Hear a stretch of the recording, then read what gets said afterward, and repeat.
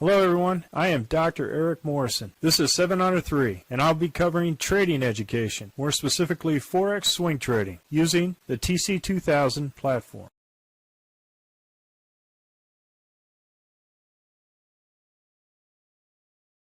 Hello, this is the weekend review for the 27 Forex currencies on Friday, 6th of November at 4 p.m. Central Time. Start off with the Aussie dollar Canadian. As you can see here, we didn't get into a trade at the beginning of the week here on Sunday. What we did was have a nice 1-2-3 punch out and then did a retracement, came back for a nice 1-2-3 punch out. So overall, great trades for Aussie dollar Canadian dollar in the past 3 weeks. Aussie dollar Swiss franc. So we had an initial trade with a loss here. Came back up. Did come back on the second day for the second order and got out breaking. So for this trade overall was a loss, but as you can see here, stops are very important where you place those stops with respect to each order. Now, if you want to go in here and be conservative, fine. Or if you want to just go to break even on the first order and the second order, there's no telling where this is going to go. But in some instances, you have to give a little breathing room for some of these trades, so in order to really take advantage of them. Right. So overall loss for Aussie dollar Swiss franc. Aussie dollar Japanese yen. We had a 1-2-3 punch out last week, and then we started again with the retrace here with a 1-2-3 punch. So overall, great trade with Aussie dollar Jap. Aussie dollar Zealand dollar. On Sunday we had no trade because the Heikinashi was above the RL10, so no trades on these. Then went in a 1-2-3 punch out. So great trade in Aussie dollar and Zealand. Last week, Aussie dollar US dollar had a great 1-2-3 punch, came back in, did a 1-2-3 punch out. However, if you wanted to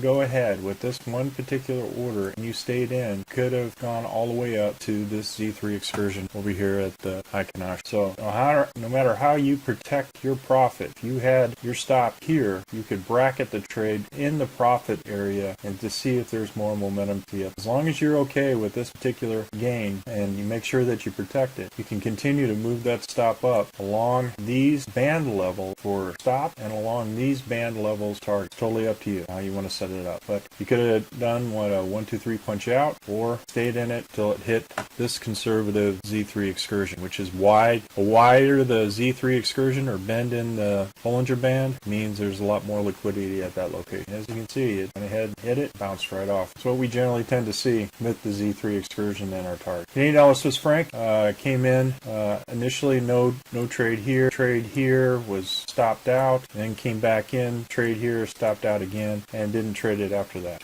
Two losses on Canadian dollar Swiss franc. And as you can see here, all of it is very volatile with the election process and the average shoe range and the currency market rate. So they're still trying to figure out what the election outcome is going to be. But you can see here, there is a lot of uncertainty and volatility in there. For traders, this is very good news. For the markets and potential momentum where the banks take over, this is not very good. So, it's hard on the central bank to predict and determine where momentum is going. But for traders, this is an interesting way to trade the Forex market. So, no trade here on Sunday. Trade 1-2-3 punch out.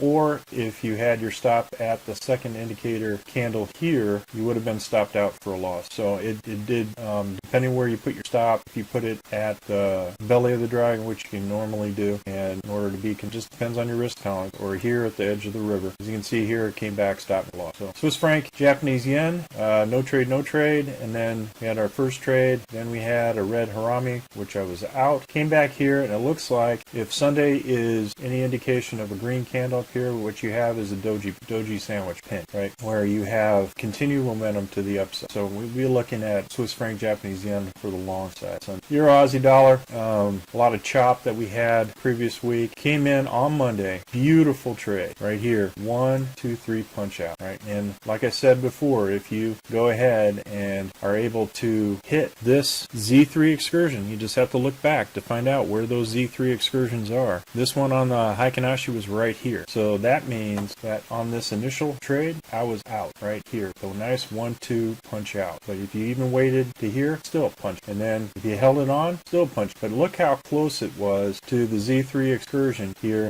for this trade, and where it actually bounced back, right? So close to this zone, this liquidity. So just keep that in mind. These Z3 bends here do have and represent significant liquidity at those locations. So right here would be the next Z3 bend right there, and you see how wide it is. That there's a lot of liquidity. So when you consider that when you're placing your target, and look at this Z2. Where did it end up? Right at the point at which it turned around. So there's liquidity here, there's liquidity here, there's liquidity here, as you see with bends here. The wider the bend, the more liquidity. And look, it's almost to the pip. These bends are almost to the pip. So consider that when you're placing your target. Great trade for Euro Aussie dollar. Euro Canadian dollar.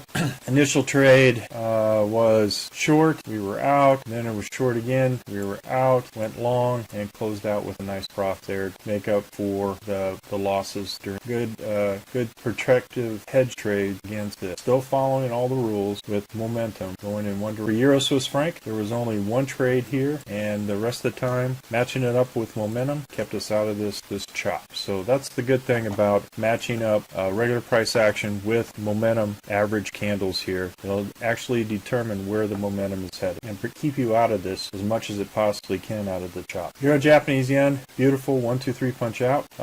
This was last week, 1-2-3 punch out. Again, great trade for Euro Jap. Euro New Zealand dollar, we had 1-2, and then we punched out here, and then came in with another short for another loss here for the Euro. Euro US dollar, last week, phenomenal 1-2-3 punch out. Here, had a 1-2, and just amazing gain for the Euro US dollar. So I went ahead and moved the stop one indicator away, because I was interested to see whether or not this kind of flexibility, even though the MACD 1030 was going this direction, I was okay with potential protecting. I was already in the profit. But if you look here, the Z3s are all up here. You do have the RL 270, which is a major long-term moving average, regression line moving average. You could have had that as a potential target too as well. But I went ahead and, believe it or not, I just held on to it. And then when it moved over here and closed up here, I said, okay, one indicator away. I was right here. And then I got a beautiful, because I had my initial target up there at Z3. Didn't consider the RL270. So with this kind of momentum and that kind of gain, I just met moving up, and then I closed out at the close here. This is a great trade, and as you can see, it has in the operational view that there is a nice W forming here. So there could be more potential to the upside for this trade. I'm not holding it over the weekend. For those of you that do that, I would consider this pretty much a next target. British pound Aussie dollar, another phenomenal trade. We had a 1-2-3 punch out, and again, bracketing in what the goal you want to get. You protect these two orders, and then you bracket in profit. British pound Canadian dollar was just a complete mess. We were around the 200 moving day average, and you saw these long candles kind of going up and down, right around the 200. Went here, lost, another one, lost, so I kept, during the election period, I kept at least one indicator away and got some minimal losses out of here. Two trades for the week that were ended in loss. British pound, same thing with British pound, Swiss franc. I went ahead and had a stop here. As you can see here, I had initial green candle move on Monday. So I bought here, I had my target here, and I was immediately stopped out for a major profit on that day, and I didn't trade it after that. Then there was a short where I kept it short because of the election, came back and stopped me out for a minor loss. But overall, fantastic trade here to here, and then I lost it in the for still a major profit for British pound Swiss franc. So good strategy to make sure that you again, only one order in. Now, if you wanted to go ahead and put in a second order in there, even though you stopped out, you would have been in for a loss at least on the second order. But once I hit my target, whether it be one order or two orders, I'm done. I go ahead and just stop out. And then what you saw here was a major rejection of the Z3 back to the 200. So that tells me that there was a lot of money coming back in to British pound and Swiss franc to keep it around 200. And right now, this is just considered chop. Whenever you see the dragon all chew shoot up like this. This just the big banks trying to do stop hunts on tail. British pound, Japanese yen, the same thing. We're at the 200 and initially had no trades here. First initial trade here and then with a stop out here. And this is a red candle, green candle, no trade furtherward. So I'm only one order in. As far as my risk, I let momentum tell me what my additional orders I need to put in there. So I only go a max of 2 orders because I stick with the 1, 2, 3 punch out. But as you can see, through this risk management, ruthless risk management process, I only use 1 order in the case if it doesn't follow the rules, momentum. If the momentum is red candle, green candle, I don't trade. I don't put in an order. I put 1 order in here, and that reduces my exposure when I do have loss. British pound, New Zealand dollar, we had no trade, and then this was a Z3 trade here. As you can see here, look at this huge excursion here. So I decided not to do a short here. If I did, I was out for a small loss, and then that was it. That was the trade. But as you can see, the significance of whether it's a conservative Z3 or Z3 at regular price action does have an effect on the support here. And this to the pip right now. Look at, you got this big, huge bend here of liquidity, and look where it bounced right at and right where it closed. So that's the significance of those targets. British pound, US dollar, no trade here, initial trade with a loss, and then came back, put in a trade, but I did not trade this because I was right at the Z3 excursion here, which shows there's a lot of liquidity there, so I didn't enter back into the British. New Zealand, Canadian dollar, we had, that was from the previous week, a nice 1, 2, 3 punch out, and no trade.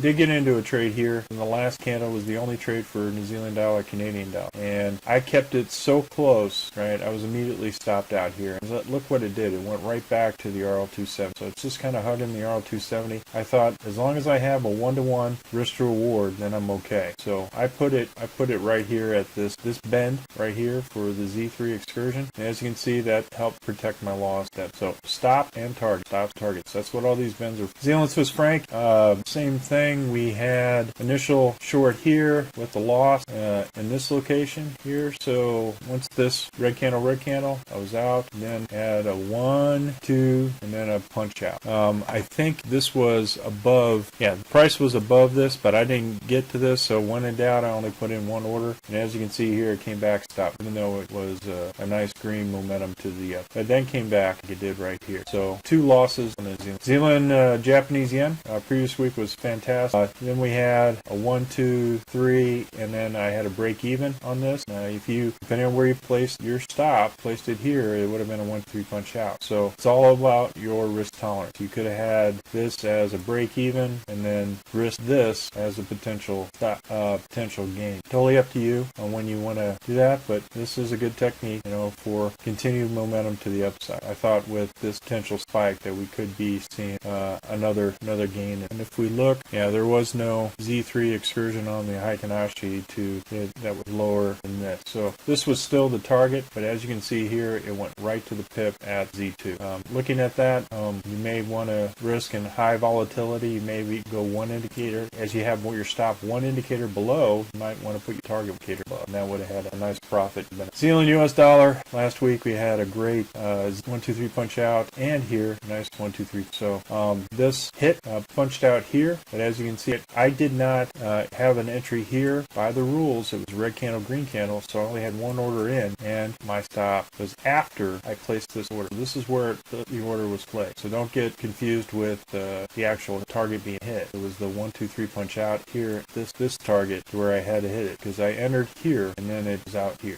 Now, if you wanted to keep the stop at this point where it is, and you want to protect that gain right here, you put in your order this point, or the Z3 at this. So it's all up to you on where you want to do it. But I punched out F3 with this long wick here. It's all what you're comfortable in terms of profit and gains and loss. Your choice. U.S. Canadian dollar, absolutely phenomenal trade. Went here for initial short scratch with a nice harami. We were out first order, second order, and then our Z3 excursion, if it was here, would have hit at this location, would have hit. If it was here, this is the second lower one, which I did with the most recent. It didn't hit it, but I had a nice 1, 2, 3 punch. So fantastic trade. Had an initial break even on that second one, and then came back with nice double order punch out for 1, 2, 3 Canadian. Great trade. Another fantastic trade previous week was a 1, 1-2-3 punch out. This trade was just absolutely phenomenal.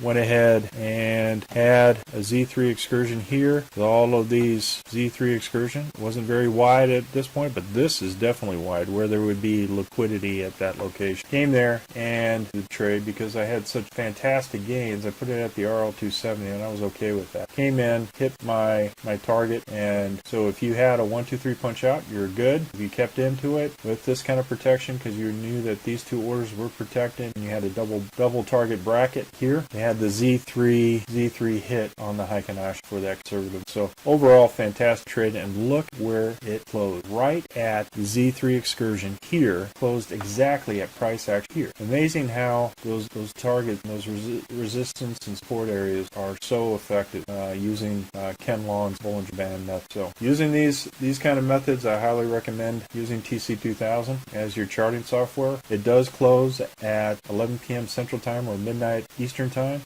but I found that the banks and all of that, they are asleep at that point, even though they change out their Forex currency rates at 5 p.m. Eastern. Everybody's asleep, and so I can generally see where momentum is at the midnight time. US dollar, Japanese yen, fantastic 1-2-3 punch out, and as you can see here, great momentum to the downside here. Hit my target, and I did not follow this as a 1-2-3 punch out. It was just a 1-2 punch out because the Z3 was here on the Heikinashi at this location. So great overall trades, nice gains for the week. That's all I have, folks, for the 27 Forex currency week in review. We're currently conducting a Forex boot camp and a Forex intermediate course. If you're interested, click on the link below. And remember, ruthless risk management. Have a great weekend, everybody. Well, if you like this video, go ahead and hit the like button below and the subscribe button. And if you want more information on TC2000, I have an affiliate link below. If you open up